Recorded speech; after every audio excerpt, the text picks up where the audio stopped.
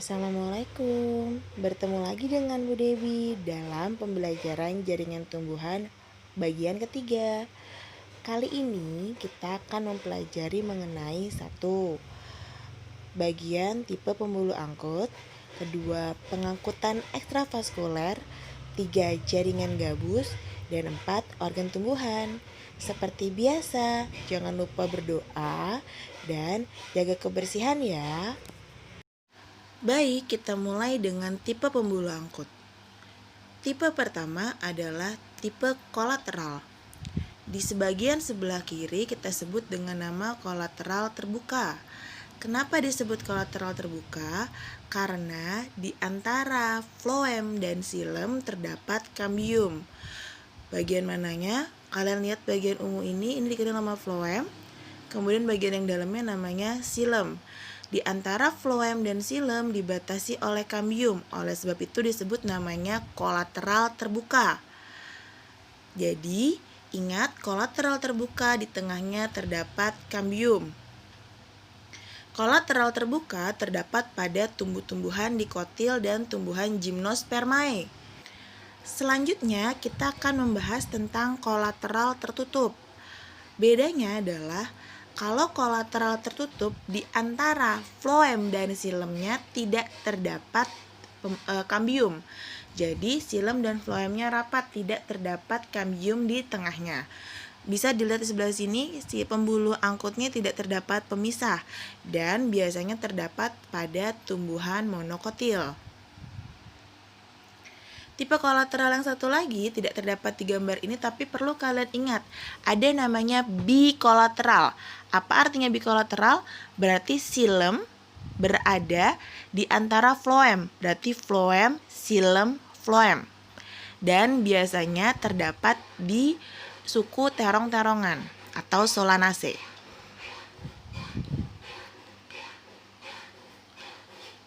Tipe yang kedua kita kenal dengan nama tipe konsentris. Tipe konsentris adalah tipe di mana pembuluh angkut yang satu dikelilingi oleh pembuluh angkut yang lain. Kita mulai dari amfikribal. Amfikribal adalah tipe di mana pembuluh angkut floem itu mengelilingi pembuluh angkut xilem. Jadi yang xilem yang berwarna merah, floem yang berwarna hijau. Contohnya ada di tumbuhan paku-pakuan. Sedangkan yang amfifasal adalah kebalikannya. Floem yang di tengah kemudian dikelilingi oleh pembuluh xilem. Ingat, amfikribal yang di tengahnya xilem dikelilingi floem. Sedangkan amfifasal yang di tengahnya floem dikelilingi oleh xilem. Yang ketiga, tipe radial. Tipe radial adalah tipe di mana pembuluh angkutnya berselang-seling. Jadi kalau kalian lihat di gambar ada xilem di tengah, kemudian gantian di sini ada xilem, floem, xilem, floem, xilem, floem, xilem, floem. Itu dikenal dengan nama tipe radial. Selanjutnya ada pengangkutan ekstravaskuler. Pengangkutan ekstravaskuler adalah pengangkutan air dan mineral dari dalam tanah di luar berkas pembuluh. Jadi karena namanya ekstravaskuler, vaskuler itu pembuluh, ekstra itu di luar. Jadi pengangkutannya itu terletak di luar dari berkas pembuluh. Ada dua mekanisme, yaitu apoplas dan simplas. Kita mulai dengan pengangkutan apoplas. Jadi pengangkutan apoplas itu adalah pengangkutan sepanjang jalur ekstraseluler yang terdiri atas bagian yang tak hidup dari akar tumbuhan tersebut. Jadi dari dilewatin dinding sel dan ruang antar sel. Air akan masuk dengan cara osmosis. Ingat kalau apoplas dia dari bagian yang tak hidup. Sedangkan kalau pengangkutan simplas berarti pengangkutannya ini masuk ke dalam sel. Nah, itu yang ngebedain antara simplas dan apoplas. Jadi urutan di simplas adalah masuk lewat sel epidermis bulu akar, kemudian ke sel korteks, kemudian endodermis, perisikel, dan xilem. Berikut adalah gambar pengangkutan ekstraseluler. Jadi, jika dilihat di sini yang warna biru dan yang warna peach gitu. Dilihat di sini, jika dia apoplas, dia hanya akan melewati bagian pinggiran dinding sel. Ya, itu namanya apoplas, karena dia nggak ngelewatin sel. Sampai nanti akhirnya dia bertemu dengan pembuluh silem. Tetapi jika dia simplas, dia akan melalui sel, mulai dari epidermis, kemudian masuk ke korteks, endodermis, perisikel, dan akan sampai ke dalam silem. Ini adalah gambar lainnya. Bisa dilihat kalau simplas dia lewat tengah-tengah sel, tapi kalau yang apoplas dia lewat pinggir-pinggir sel. Jaringan gabus. Ciri dari jaringan gabus adalah 1. Selnya merupakan sel parenkim gabus. Yang kedua, selnya adalah sel mati dan kosong. Fungsinya adalah untuk melindungi jaringan yang ada di bawahnya. Jaringan gabus dibentuk oleh velogen. Ingat, velogen. Velogen yang membelah ke dalam dikenal dengan nama velodrem, dalam drem. Sedangkan velogen yang membelah keluar dikenal dengan nama velum. Pada tumbuhan dikotil dibentuk oleh kambium gabus yang terletak di bagian bawah epidermis. Kalau kalian lihat gambar di sini, ada gambar epidermis, kemudian dalamnya korteks. Tetapi seiring bertambahnya waktu, epidermis di sini nanti akan rusak dan digantikan oleh jaringan gabus yang berwarna abu-abu yang berfungsi sebagai pelindung.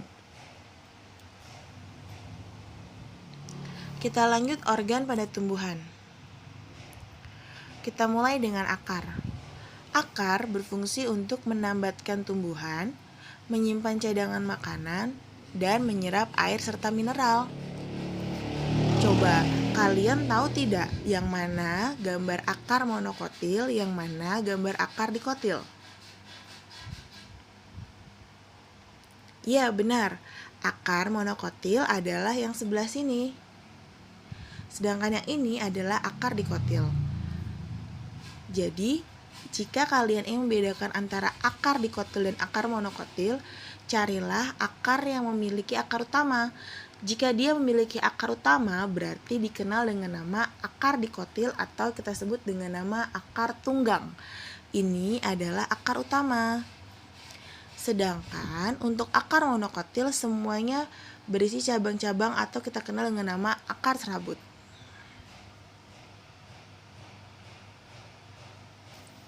Susunan akar tumbuhan.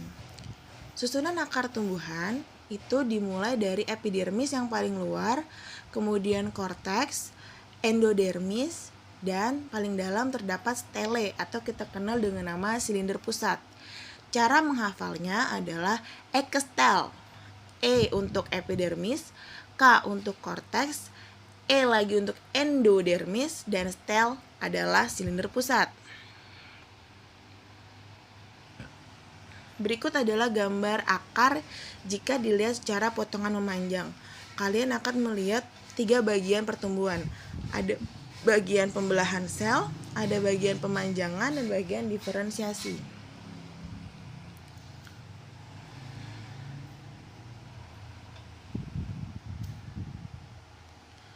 Kita lihat pada saat potongan melintang. Kalau kalian tadi paham yang sudah saya jelaskan tentang tipe pembuluh angkut, kalian akan lihat tipe pada akar ini dikenal dengan nama tipe radial. Kenapa tipe radial? Karena letak silem dan floemnya saling berselang-seling. Berikut adalah perbedaan gambar akar dikotil dan akar monokotil. Bisa kalian lihat di sini akar dikotil bentuk silemnya X. Sedangkan untuk akar monokotil dia berselang-seling. Ada yang besar, kecil, besar, kecil, besar, kecil. Yang besar silem, yang kecil adalah floem. Ya, oke. Jadi yang paling luar ini adalah epidermis, kemudian ini yang di sini korteks. Ada bulat lagi namanya endodermis, dan bagian dalam adalah kita kenal namanya stele.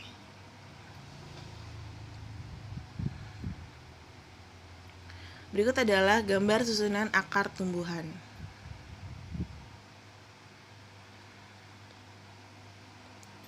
Kemudian kita lanjut dengan batang. Batang merupakan bagian tumbuhan yang berada di atas permukaan tanah.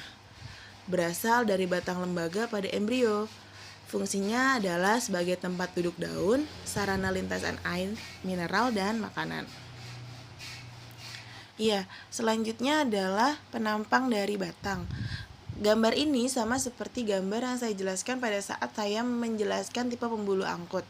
Di bagian sebelah kiri terdapat batang dikotil yang memiliki tipe kolateral terbuka.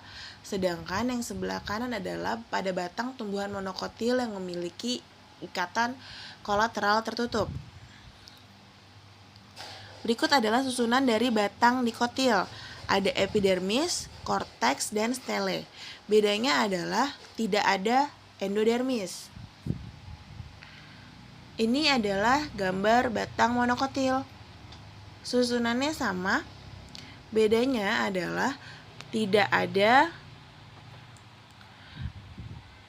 perisikel pada batang monokotil, sedangkan di batang dikotil terdapat perisikel. Dan ingat, untuk batang dikotil fasenya atau tipe pembuluh angkutnya dia teratur, sedangkan di monokotil dia tidak teratur. Bisa dilihat pada jaringan dikotil dia lebih teratur, sedangkan di monokotil dia terjadi secara acak.